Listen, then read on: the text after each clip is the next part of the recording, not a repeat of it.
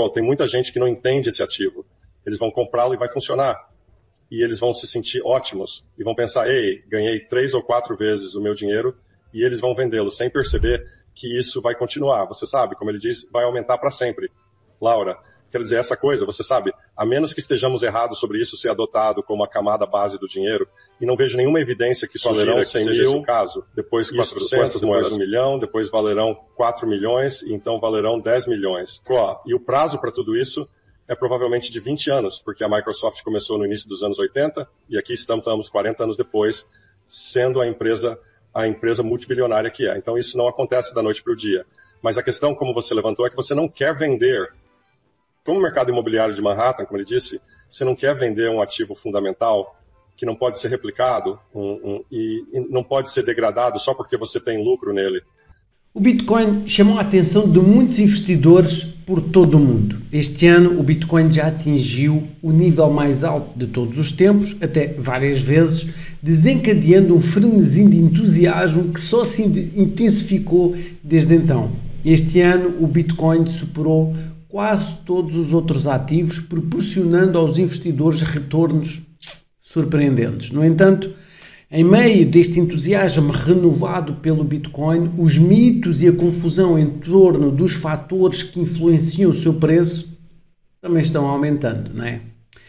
Somente no último mês, o preço do Bitcoin aumentou mais de 40%, mostrando sinais de uma fase poderosa que se acredita ser um ciclo de expansão e queda.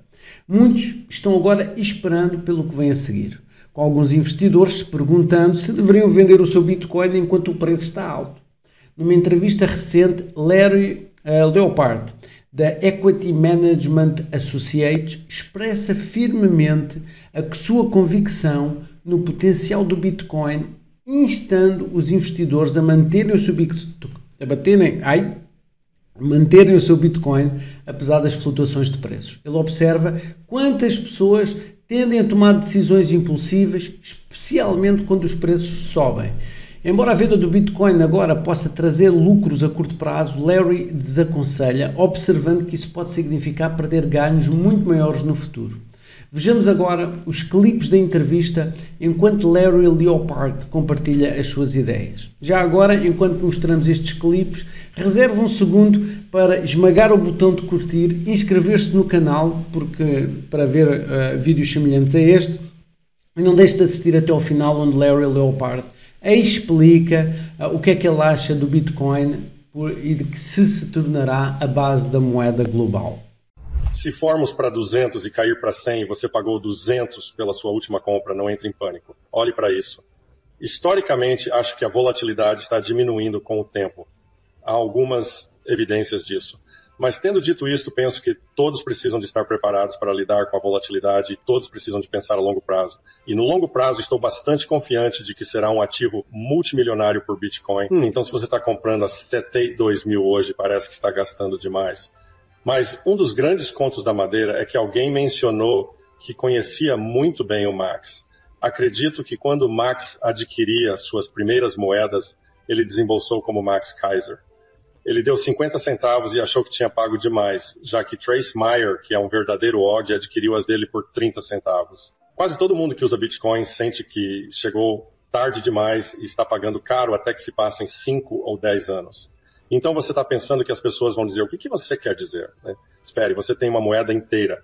Eu apenas sugeriria às pessoas que estão olhando e ouvindo isso, que reservem um tempo para realmente estudar o Bitcoin e entendê-lo em um nível profundo. Porque algo que tentamos, e aqueles que consomem a pílula laranja, é, em certos momentos, esquecer que ao tomar a pílula laranja, ajudamos a perceber sua volatilidade. Um exemplo perfeito é, se você tivesse tomado a pílula laranja um par de anos atrás, quando caiu para 15 mil, quer dizer, eu tinha alguns amigos que, quando caiu para 15, pensaram que cometeram um erro e venderam. E isso foi a coisa errada a fazer. E acho que as pessoas precisam olhar para o histórico do ativo, entender que há máximos e mínimos mais altos, mas há grandes rebaixamentos. E então você não quer usar muita alavancagem com esse ativo por causa desses rebaixamentos. E você deseja, em geral, ter como objetivo um custo médio em dólar maior, em vez de comprar para não se encontrar em uma situação em que precise vender seu Bitcoin quando o preço do Bitcoin estiver em baixa. porque acho que todo mundo que está no Bitcoin há mais de 4 anos, de modo geral, você ganha poder de compra. Mas às vezes nesse ciclo, você perderia poder de compra se comprasse isto, e um ano depois tinha desabado.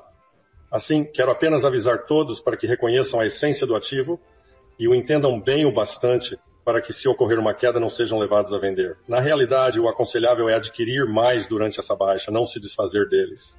Adquirir os meus primeiros por 301 claramente não foi o bastante. Esse é o sentimento que todos no espaço também têm. Eu gostaria de ter comprado mais. Bem, todos nós fazemos. Essa é apenas a natureza disso. Mas compre o que puder, porque é uma tecnologia de poupança superior. E depois sente-se e vá viver a sua vida e fazer coisas que você gosta, sabendo que o seu dinheiro não está sendo degradado, o que é uma sensação muito reconfortante, certo? Um dinheiro sólido restauraria valores sólidos no país, e o país está fora dos trilhos. Qualquer pessoa que olhe para ela, qualquer pessoa que viva nela, pode entender e ver isso. E embora haja muitas coisas boas no país, há muitas maneiras pelas quais seguimos na direção errada.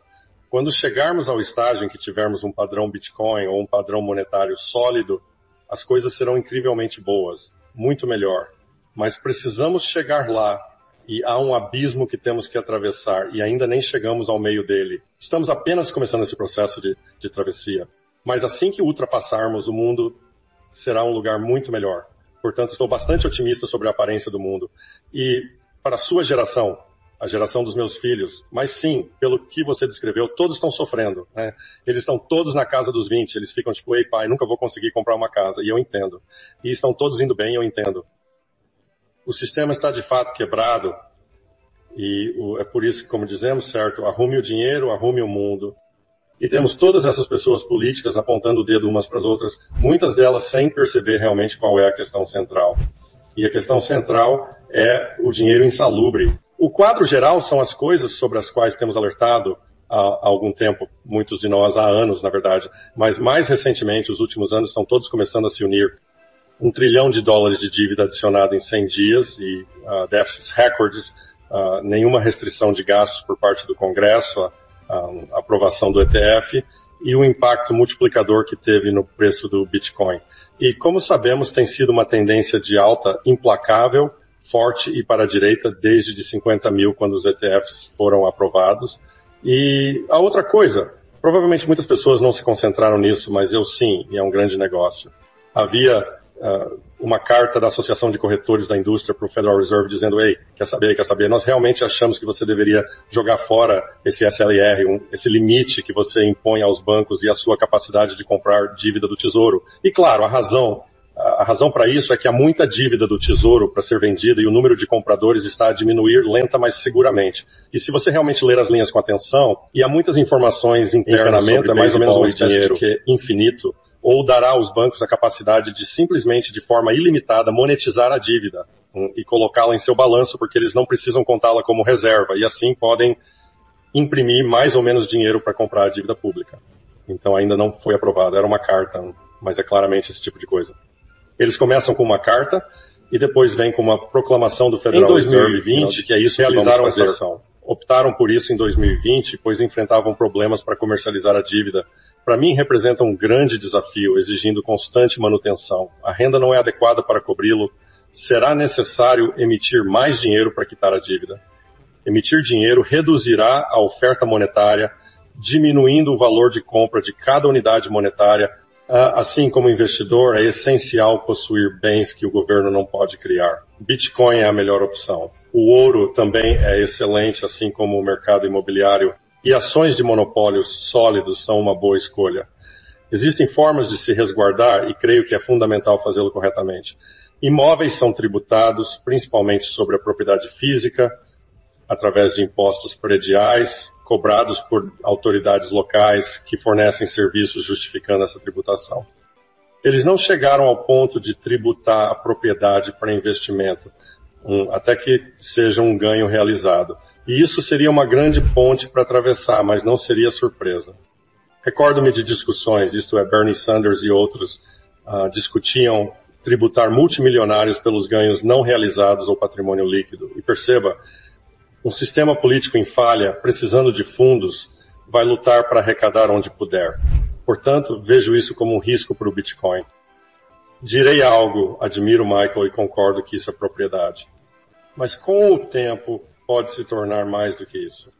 Não tenho certeza se ele acredita nisso ou não, mas na verdade acredito que acabará se tornando a camada base do dinheiro. Porque será uma forma de dinheiro cujas características são tão superiores às da alternativa, que é o dólar. Que o dólar desapareça e tenhamos a Chase será a nova base do sistema monetário. Mas admito, isso pode demorar muitos anos e eu posso estar conseguindo, e eu mesmo. Pois é, esta recomendação de Larry de não vender o Bitcoin que você tem está alinhada ao conceito de DCA. É uma estratégia em que os investidores compram Bitcoin regularmente ao longo do tempo, independentemente das flutuações de preços no curto prazo. Pode ver uma explicação do DCA que está na descrição aqui deste vídeo, tá? Ao adquirir Bitcoin de forma consistente, os investidores também podem mitigar o impacto da volatilidade do mercado e posicionar-se para um crescimento no longo prazo. Enquanto isso, diz que o Bitcoin se está aproximando de uma fase crucial denominada de zona de perigo, historicamente associada a quedas de preços antes dos eventos do halving. Os analistas preveem flutuações potenciais com base nas tendências passadas. Assim, os ciclos anteriores no halving mostram quedas significativas de preços 14 a 28 dias antes do evento, como uma queda de 40% em 2016 e uma de 20% em 2020. Também tivemos já algumas dessas quedas agora, não é? As previsões anteriores de uma recuperação seguida por um retrocesso antes do halving ganharam força quando o Bitcoin subiu em fevereiro, superando as máximas anteriores. Mas apesar destes avisos, os líderes da indústria mantêm o otimismo em relação às perspectivas de longo prazo do Bitcoin.